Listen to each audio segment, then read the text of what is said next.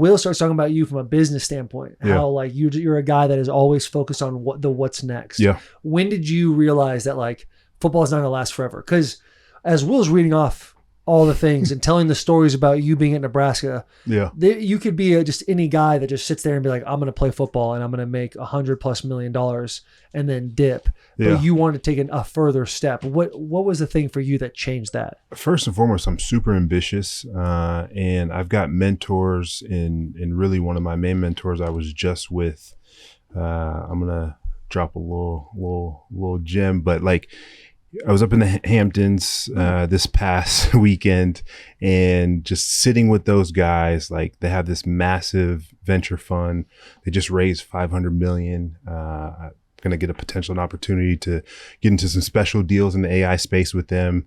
That is like super oversubscribed, and just having that access in those different things. It's like they're always pressing on me and challenging me to like level up, continue to level up. Don't put yourself in this box just because you're an athlete and because you had a successful career. Don't let that be your end all be all. And I've always strived upon that. And also looking at it from a perspective of, my mom's a teacher, my dad was an engineer.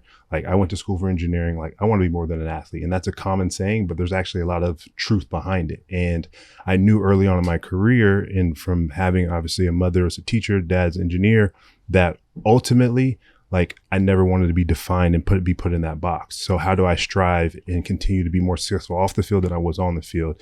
And those are the things that I focused on, and the determination that dialing in was just kind of my thing that I enjoyed. And then, like you guys saw, I lit up when I'm looking at your guys' facility, and I asked Will, please tell me you own this. And he's like, nah, bro, we rent this. I'm like, what? We've been trying to own it. Absolutely not. Yeah. You guys got a machine over here. Let's go. Like, I'm going to be your developer. You're going to lease. You're going to lease from me.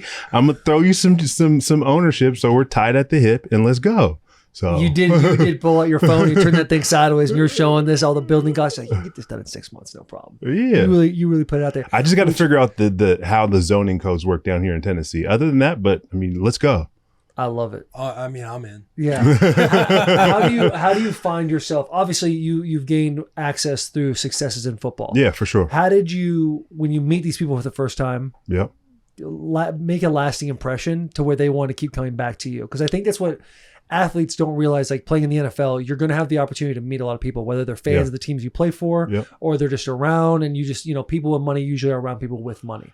Yeah. And they don't realize the type of opportunity that they actually have when they have the shield on their chest. I think just to go a step further too, if there was any preparation that you did individually that was involved before just walking into these rooms. Yeah. So the crazy thing is, it's the simple things that go the farthest. Just like you meet somebody in like old school days, they give you a card.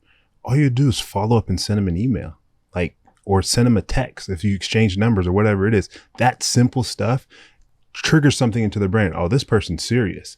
I'm going to take a liking to them. They actually want to learn. And if you really understand it, people love to tell you about their success. They'll show you the map. I just showed you a map of how to go be successful, own your own building. Like, it's fun, it's interesting, and that's their craft.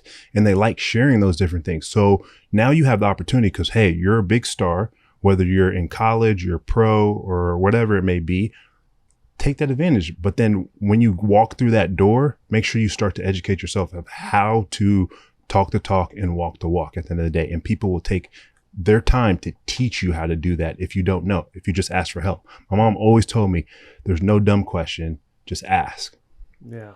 I've always admired how you balance both business and football. Yeah. And a topic that's always kind of talked about, you listen to like uber successful people, and they talk about don't have a plan B because it'll take focus away from plan A. Did you ever struggle with that balance while you're trying to do both? Or did you just, in your mind, it's like, I understand that, I know how to commit to plan A, but also I know that this isn't going to last forever? It's a great question. And I just talked about this the other day on my podcast from a standpoint of Caleb Williams with the Chicago Bears. I think for me personally, if you have the capacity, and you have to know this as yourself as a human being, if you have the capacity to be able to do more than one thing, but also there's tiers to it. So football was number one for the last 13, 15 years or whatever it was. But I created a structure of like, I'm taking care of my stuff top of the morning, and then I can start to learn and be curious elsewhere. But also, people don't realize that when I'm that much more sharper in football, when I have the opportunity to go and immerse myself in other areas because I've buttoned it up. I've zeroed in what I need to do for football, how to study, do all those different things.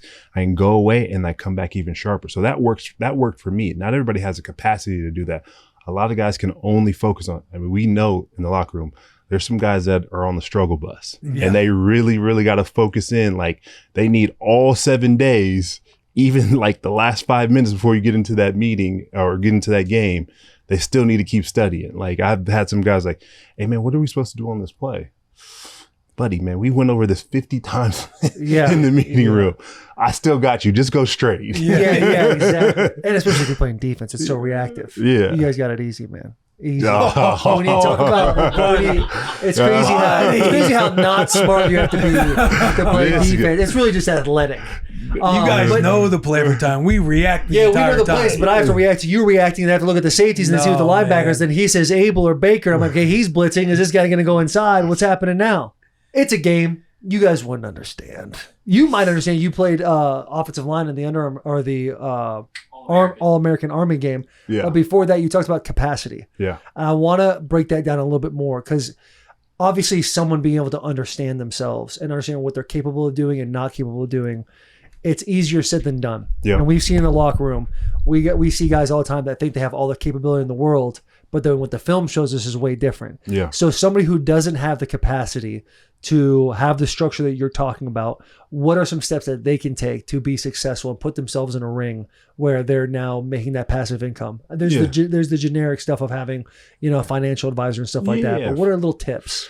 I would say honestly, and capacity may be the wrong word. I think the right word is understanding how they learn. And this is where the psychology side of things comes in. And as a head coach, I learned this from Jim Caldwell. Being a head coach and seeing him operate within 3 to 6 months to be able to take our team to where we got to in 2014 was he had the psychology background of breaking down every single guy and understanding how they learn. So if you understand how you learn and how you can structure yourself, that'll allow your capacity to start to get wider and wider and wider because I have to do these things. So I'm in order to be successful in this space, then I can start being curious in other spaces. So understanding how you learn and how you function, I think is a big part of it as well. On your board, somebody on your board invested a lot of money in Coca-Cola a long time ago. Okay. How did you get the relationship with Warren Buffett? Easy answer and quick answer would be Tom Osborne. So my senior year, he was an honorary captain as in Mr. Buffett. And I was like, they wanted me to meet him. And I was like, they asked me, do you even know who he is? And I was like, do I live under a rock? Yeah, of course I knew who it is. So after that season, I asked Tom, I was like, hey, would you introduce us? And he was like, I will, but I can't guarantee he'll meet with you. And I was like, totally cool. So he said yes. I got to his office 2 hours before the meeting time, sat there, and it was like talking to my dad. And we just hit it off. He took a liking to me. I always followed up with him. Was just at Berkshire Hathaway meeting this past May. I got to see that great announcement. And I mean, he's spent time with my wife, my boys. Like he's one of the best. That's all.